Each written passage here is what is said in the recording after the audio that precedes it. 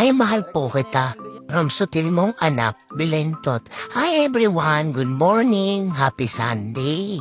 Sana lagi kayong safe at palagi po kayong mag-iingat. Nanay Edition at OFW Edition to. Tama po kayo. Hindi po kayo nagkakamali. Dalawang edition to. Sutil kong anak yan palagi tawag sa akin ng nanay quick pagka nagagalit siya sa akin.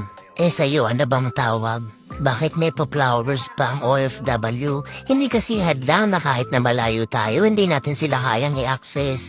Actually, mas marami pa tayong dapat gawin para sa magulang natin ngayong malayo tayo at nakakaluwag-luwag ng konti.